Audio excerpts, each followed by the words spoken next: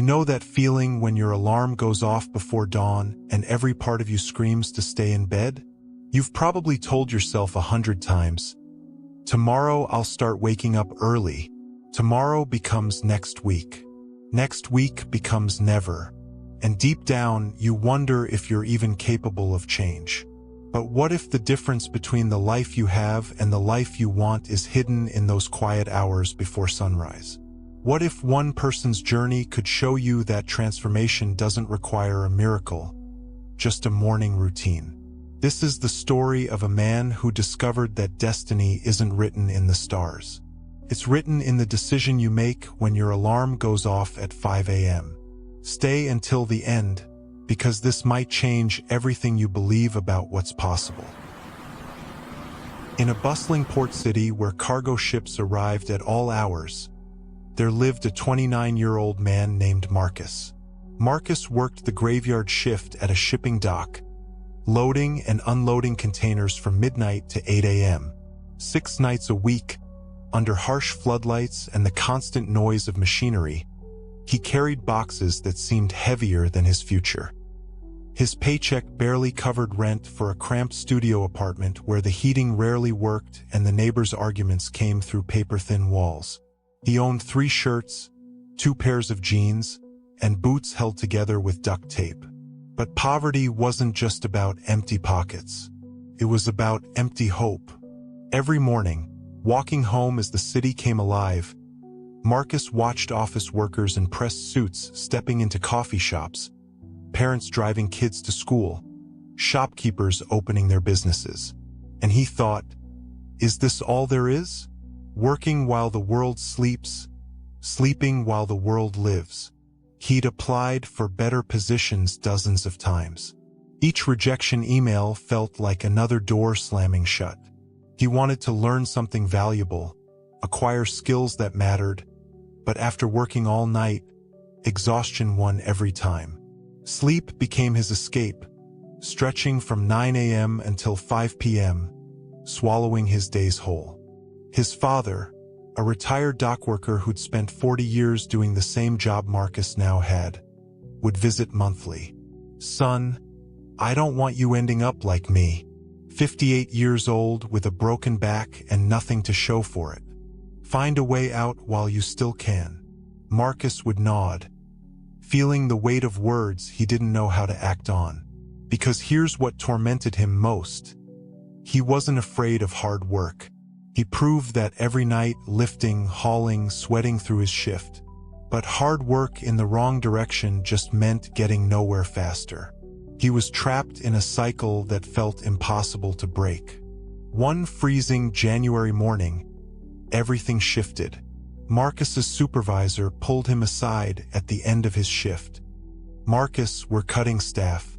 Last hired, first fired. This is your final week. The words hit like a physical blow. Unemployed, with rent due in 12 days and $340 in his bank account. Walking home that morning, panic rising in his chest, Marcus felt something break inside him. Not despair, rage. Fierce, burning rage at his own helplessness. He stopped at a 24-hour diner, the kind where night shift workers and insomniacs crossed paths. It was 5:30 a.m. The place was nearly empty except for an older woman at the counter, impeccably dressed despite the early hour, working on a laptop while sipping coffee. Something about her calm focus drew his attention. She noticed him staring and smiled. Rough night. Rough life, Marcus replied before he could stop himself. She gestured to the seat beside her. Join me. Misery loves company, but so does possibility. Her name was Helen. At 62, she owned 4 small businesses across the city. But 30 years ago, she'd been a single mother working 2 minimum wage jobs, sleeping 4 hours a night, drowning in debt. What changed? Marcus asked. 5 a.m., she said simply. I discovered that the hour before the world wakes up belongs to people who want to change their lives. She explained her transformation. 30 years ago, buried under bills and exhaustion, she'd made a decision. Instead of sleeping until the last possible minute, she started waking at 5 a.m., just 1 hour earlier than necessary. That hour became sacred. No kids demanding attention, no bosses giving orders, just her and her goals. I used that hour to learn bookkeeping from library books, then basic business management, then marketing.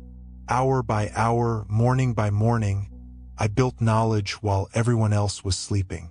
Within 18 months, I'd started my first small business. Within 5 years, I'd quit both jobs. Marcus felt something dangerous stirring inside. Hope. But how? I'm so tired all the time. Everyone's tired, Helen said firmly. The question is, what are you tired from? Are you tired from building your future or just surviving your present?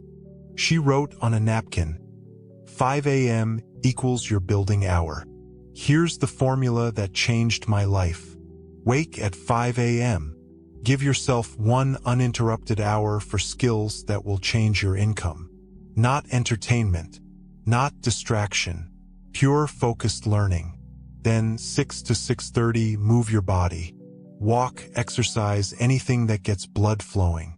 Your body is your foundation. Neglect it and everything collapses. Helen looked at him seriously. I'll make you a deal.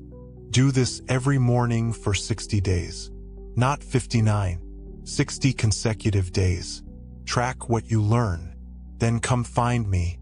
If you've actually done the work, I'll help you find opportunity. But only if you prove you're serious, because talk is cheap and discipline is rare. Marcus took the napkin like it was a treasure map. I'll do it, starting tomorrow. Why not today? Helen challenged. Marcus checked the time. 5:47 a.m. You're right, starting now. That first morning was brutal. At 5 a.m. the next day, his entire being rebelled against the alarm. His mind created every excuse. You were just fired. You need rest. Just today, sleep in. But he remembered Helen's eyes, his father's broken back, his own rage at being stuck. He got up. With no plan but determination, Marcus searched on his phone. Skills that lead to better jobs. He found free courses in digital marketing. Why not? He started lesson 1. The first week felt impossible. His body ached. His brain fogged. At 5 a.m. each morning, sitting at his tiny kitchen table with coffee and his phone, he wanted to quit. But he didn't. Week 2, something shifted. His body stopped fighting the early wake-up. The digital marketing concepts started connecting. He completed his first certification. Week 4, he'd added a 6 a.m. routine, 30 minutes walking through his neighborhood, watching the sunrise, feeling his mind clear. Week 8, he'd completed 4 courses and started freelancing on small projects he found online. $50 here, $100 there. On day 60, Marcus met Helen at the same diner, same time, 5:30 a.m. He showed her his log. 60 consecutive wake-ups at 5 a.m., 6 completed certifications, 8 small freelance projects completed, $740 earned. Helen smiled. You actually did it. Most people quit by day 5. This isn't something I did, Marcus said. This is who I am now. Helen made a call. Within a week, Marcus was interviewing at a marketing agency. Within 2 weeks, he had a full-time position at triple his doc salary. 1 year later, Marcus had his own small marketing consultancy. He'd moved to a real apartment, helped his father with medical bills, and saved more money than he'd thought possible. But here's what mattered most. Every single morning, his alarm still went off at 5 a.m. Not because he had to, because that hour belonged to him.